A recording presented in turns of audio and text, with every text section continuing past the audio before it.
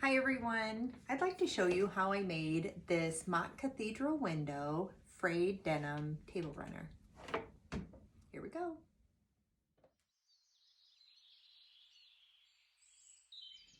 Hi everyone, my name is Christine here with OxygenFarm Quilts, and I would like to thank you for joining me today. Today I'd love to show you how I create this frayed denim mock cathedral window table runner. It is all done on my home sewing machine, and it's a great way to upcycle or repurpose denim that you or your family no longer uses. So let me show you how I did it. Here we go. The first step I did for this project, after making sure that my denim was nice and clean, is I went through and I chose about 3 or 4 different pairs of denim. I did this so that I had different color variations for the back of my pattern, but that's not imperative, because the beautiful thing about upcycled denim is you get different variations in the color anyway, so that's not super important. But then the next step I did is I went through and I deconstructed my denim. So I just go through and I cut off the one side, and then I go up one of the seams here so that I am dealing with a nice flat piece of fabric. I then go over to my ironing station. I mist it with my spray bottle and then just give it a really good, nice press before I cut out my circles.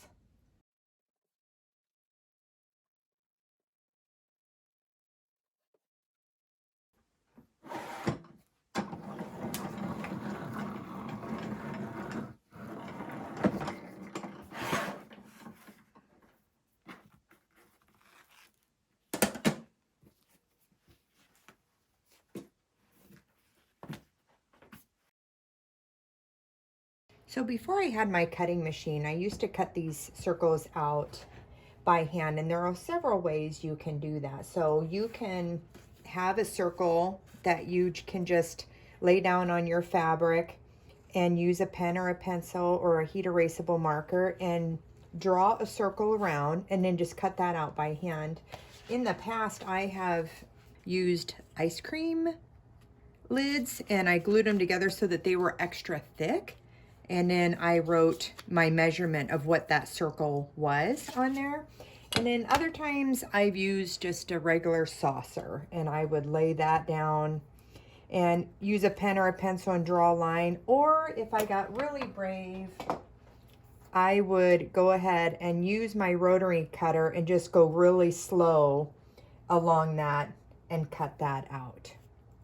For determining what size square is going to go in the center of your denim, you're going to flip it over, and I am using a 6-inch circle.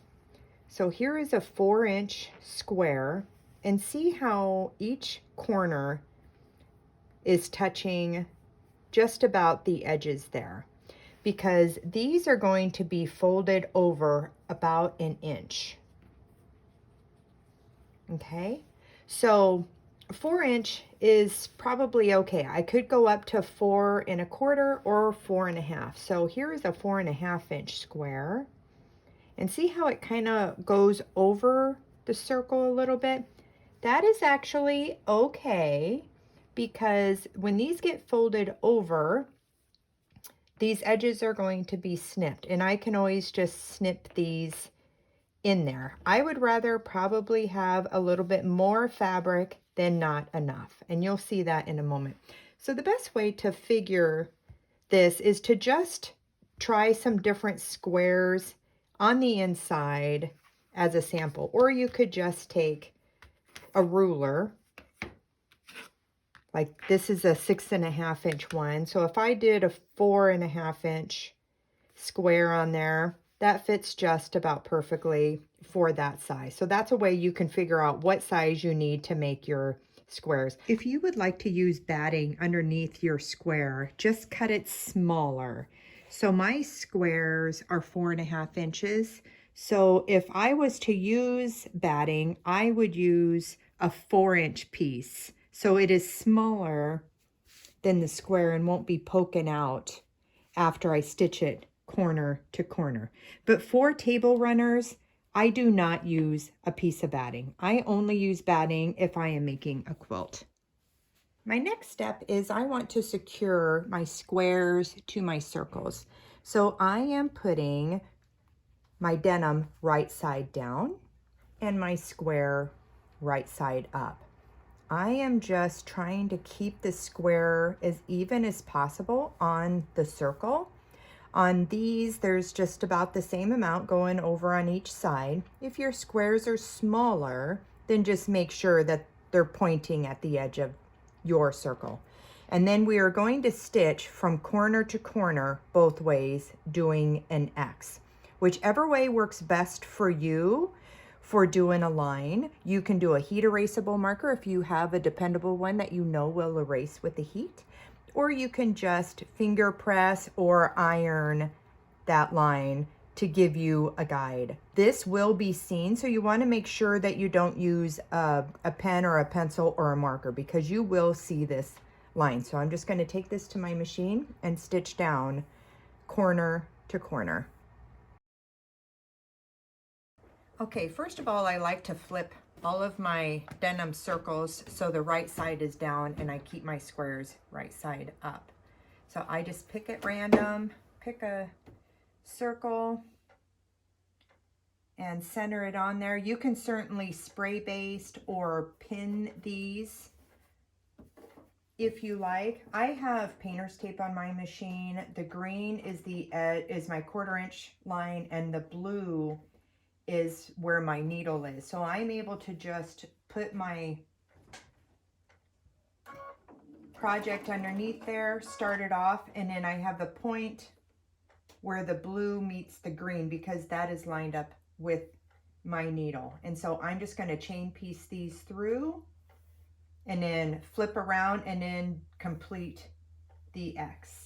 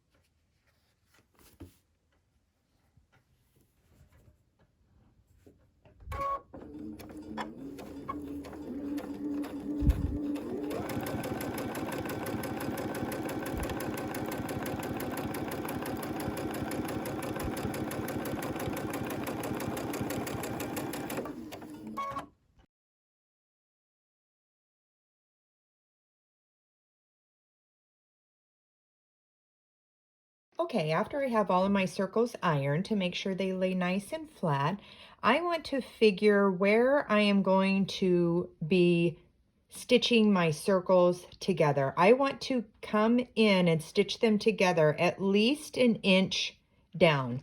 So with that inch down, it gives me enough space for folding that over. So for stitching them together, I will take the 2 pieces, and this is why I like to have the extra fabric hanging over, because it helps me line that up with the fabric from the other side. And so I will lay those together, and then I know I want to go 1 inch in, and I will use the square as my guide on where I am going to stitch. So I want to stitch at that 1 inch line. So I will use the edge of my fabric as my guide to stitch from here to here.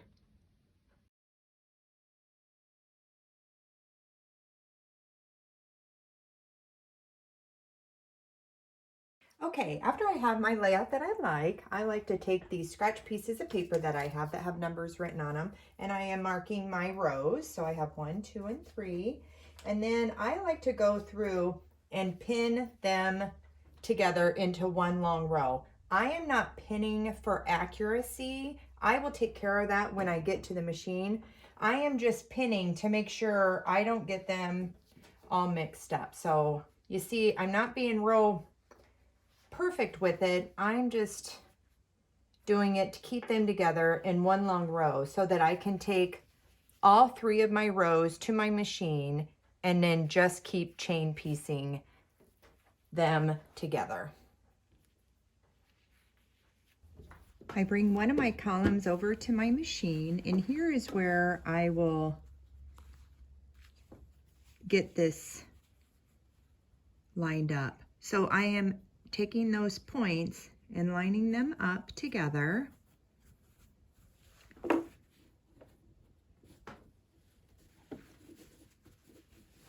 And I'm going to stitch a straight line going across here to connect them. I'm going at least 1/4 of an inch away from the edge of that line, because that should give me that 1 inch.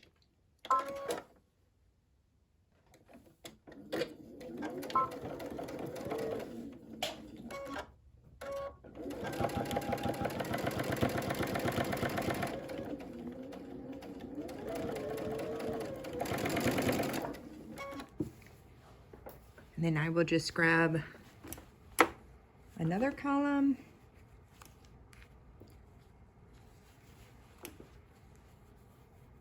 and continue on, and then I will just keep going until I get each row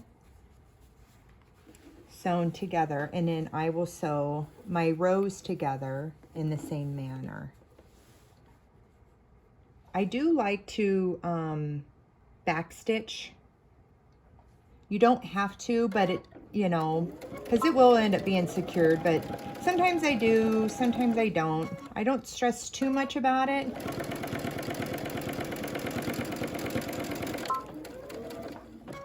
And so here, let me show you after that one was done. There's the side that I was able to see, and you see on this side, it just does it automatically with me being able to have those points lined up. After my rows are sewn together, I want to iron open these flaps.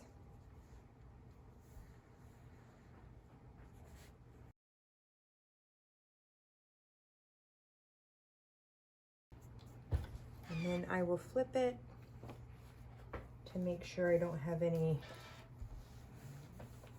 gaps or anything.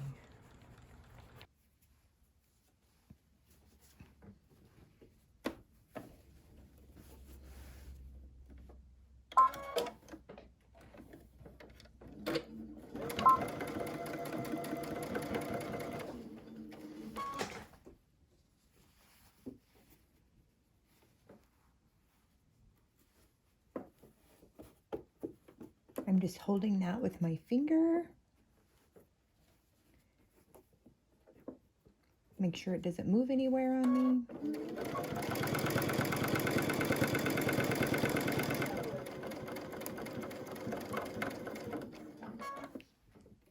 Once I get over that initial seam, I will do my next section. I also want to make sure that my flaps on the underside are open, just like they are on the top.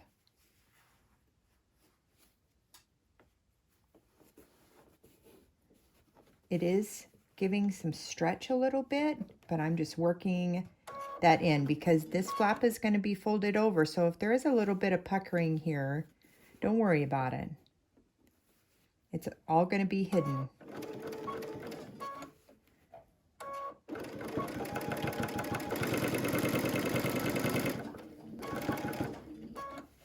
If you have a walking foot, that'd probably work really well on this part because of the thickness of the denim. I'm just taking it nice and easy.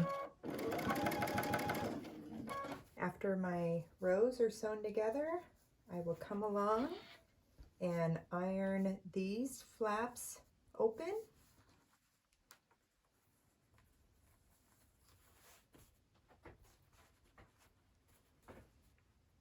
I'm pushing down on the flaps that these are going over to make sure they aren't pleating or puckering underneath.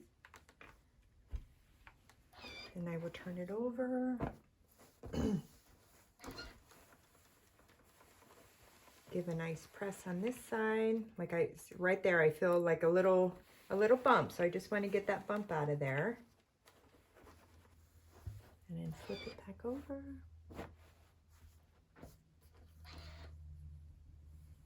Next, I'm going to take my table runner back to the sewing machine and sew 1/4 inch away from the edge of the square fabric right along here, and do that all the way around.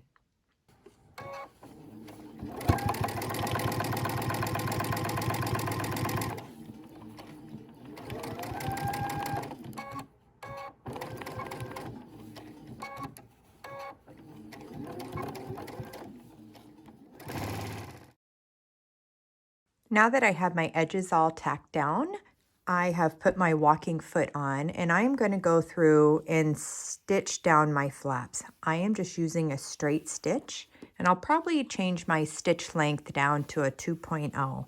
So I'm going to go about 1/4 inch away from this edge. And when I am stitching, I will start up here, and then I am going to stitch around here, and then continue on going this way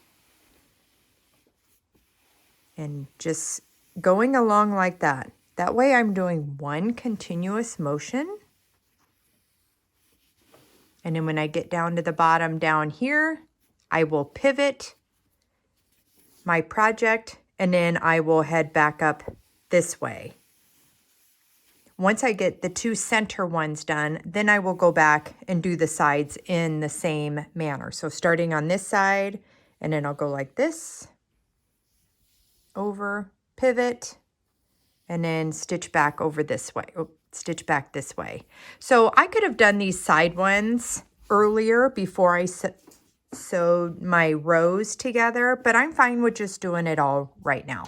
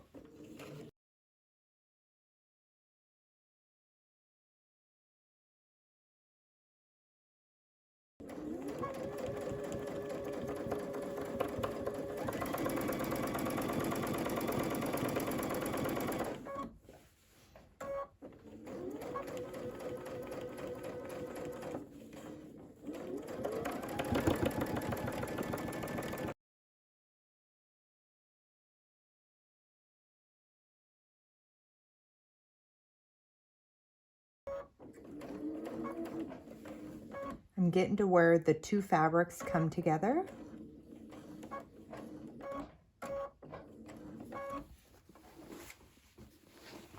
Pivot. And then continue on.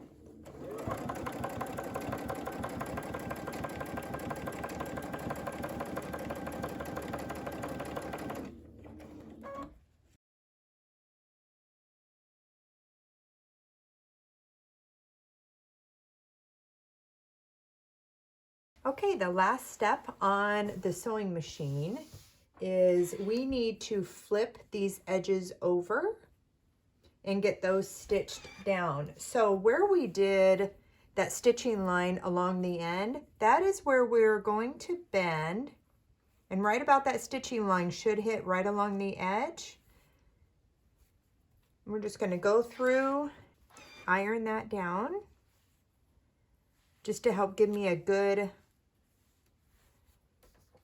crease there. And then I will go through just like I did before and do at least a quarter of an inch away from the edge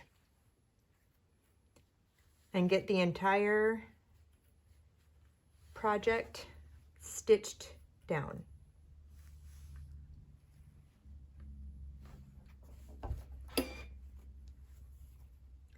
The ends here, those do come up and over.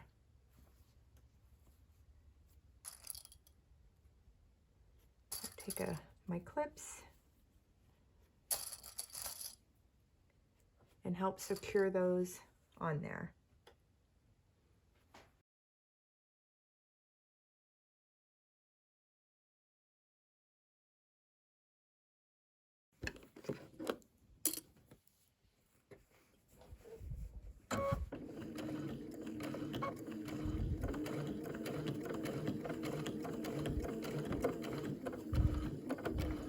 Go right to that edge.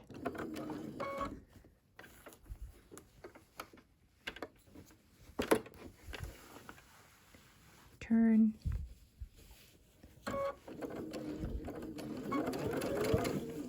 I keep smoothing as I go along.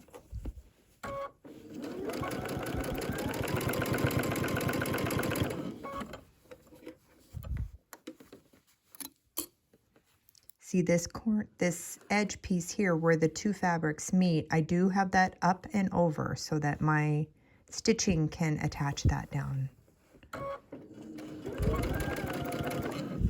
I'm using my tweezers here to help kind of hold things down.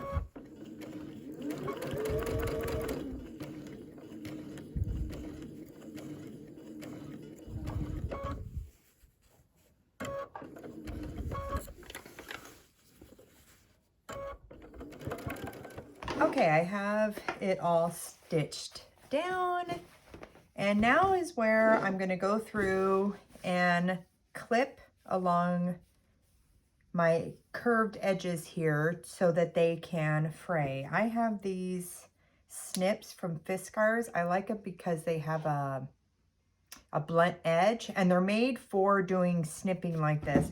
You can do any old kind of scissors, you know, that you want. I just go in there and just snip. I like something with a blunt end, because if you have snips that have a point, I think that you might go in there and you might get too close to your stitching. So I always use these, but you could use whatever you want. I'm not sponsored or anything. I just go through and I don't really measure. I just go through and I do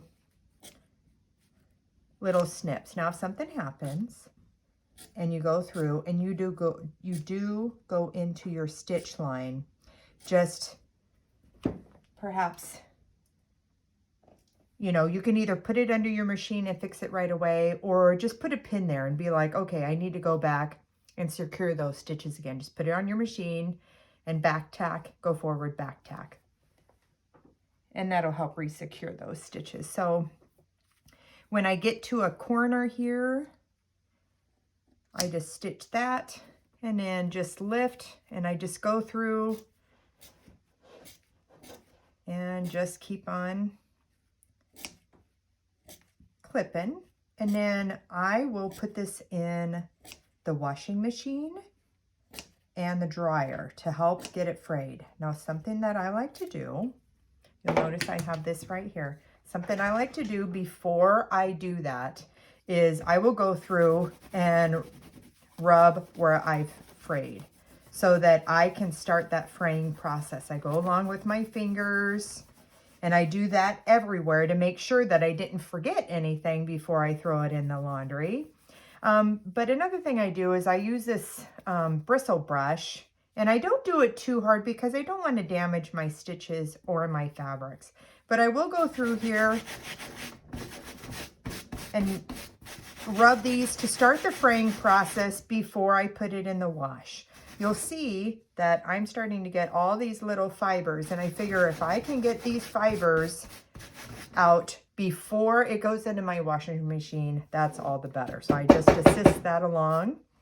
And yeah, I'll just throw this in with my into my washing machine. I will use a Shout color catcher sheet to catch any dyes that may come off of my fabrics. And then after it's washed, I'll wash it out in a delicate cycle, and then I will throw it in the dryer and just keep tumbling it.